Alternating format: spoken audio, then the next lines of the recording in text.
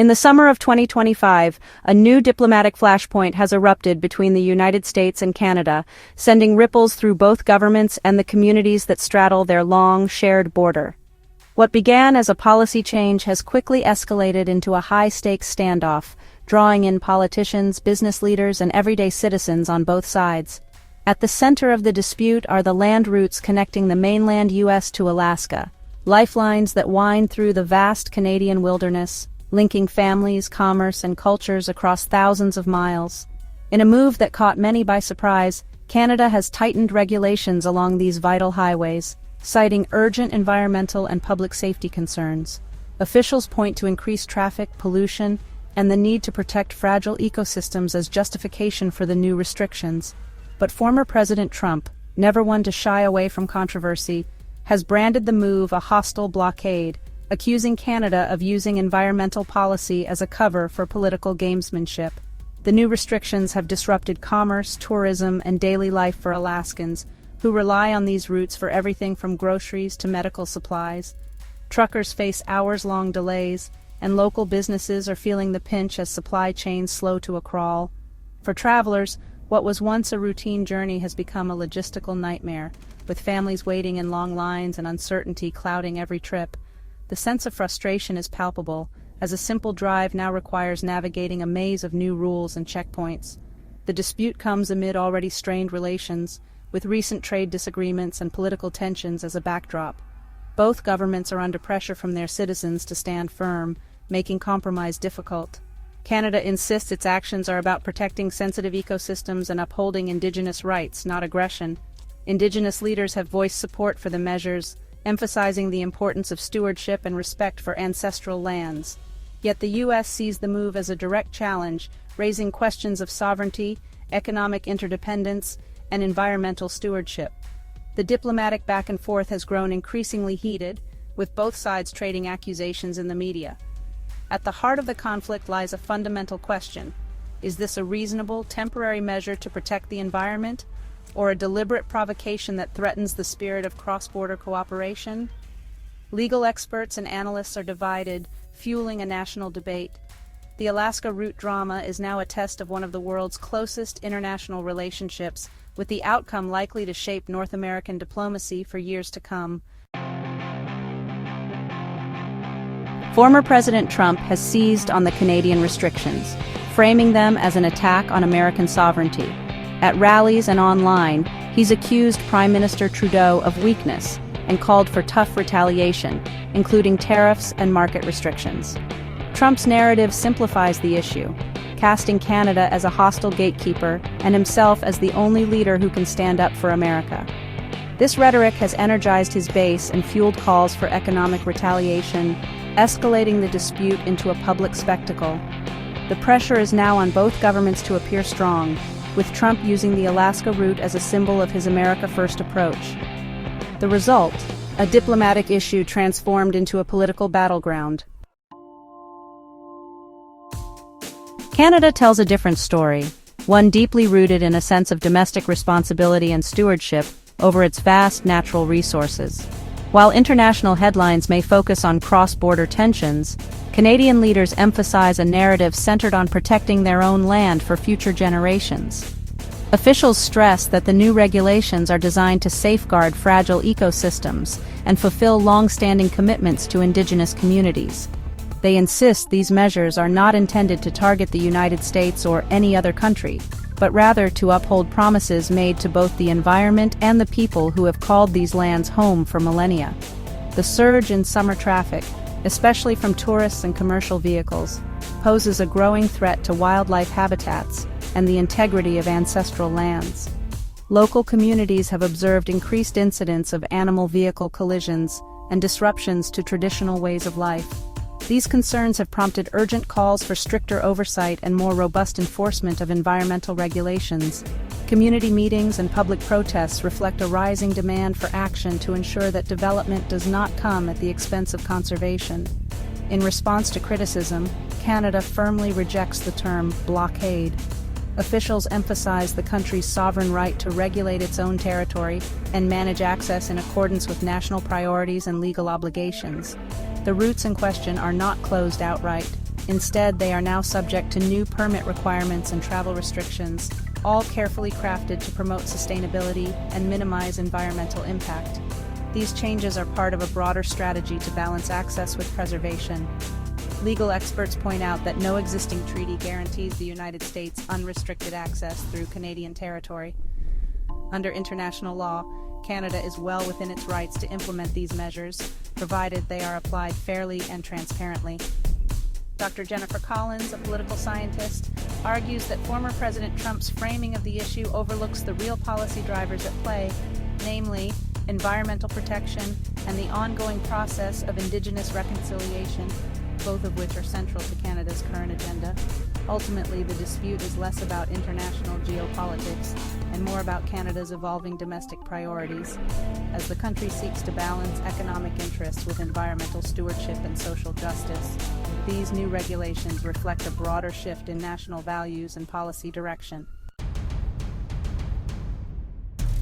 The Alaska route dispute lands on an already shaky economic foundation between the U.S. and Canada. Earlier in 2025, Trump threatened sweeping tariffs on Canadian goods, nearly sparking a trade war. The new conflict pours fuel on lingering resentment, with both sides considering economic retaliation. The two economies are deeply intertwined. Over 20,000 Alaskan jobs depend on Canadian trade. Disruptions to the land link mean higher costs, delays, and uncertainty for businesses and families. The drama shows how quickly political rhetoric can trigger real economic pain. For many, the Alaska route is more than a road, it's a lifeline. The risk a highway dispute spiraling into a threat to the world's largest trading relationship. For Alaska, this isn't just politics, it's survival.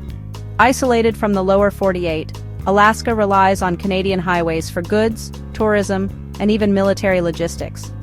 The new restrictions and Trump's aggressive stance have put Alaska in a bind, caught between Washington and Ottawa.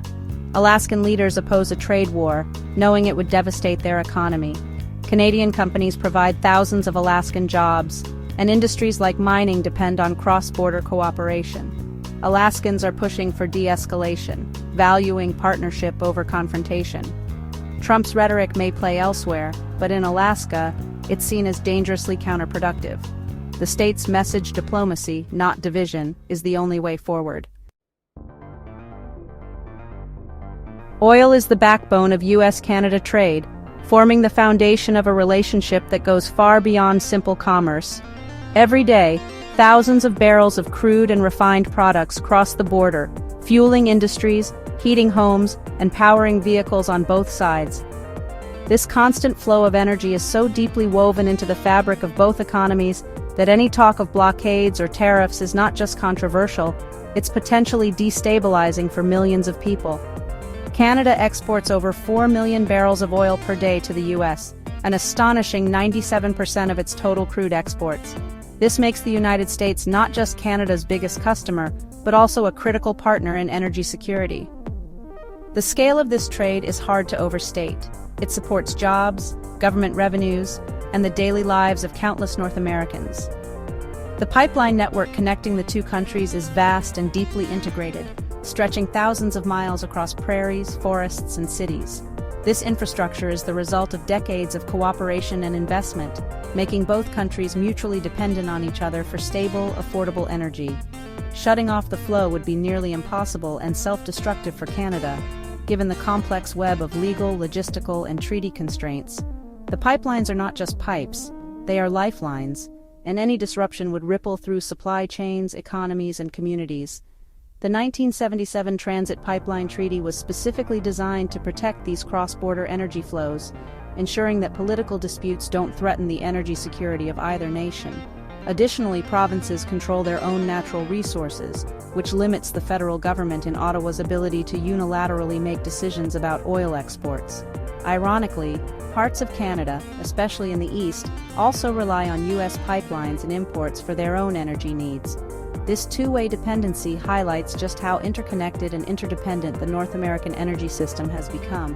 The oil trade isn't a weapon to be wielded in disputes, It's a shared circulatory system, pumping life into both economies. It's a relationship built on trust, necessity, and decades of collaboration. Disrupting this network would trigger a crisis on both sides of the border, sending shockwaves through markets, industries, and everyday life.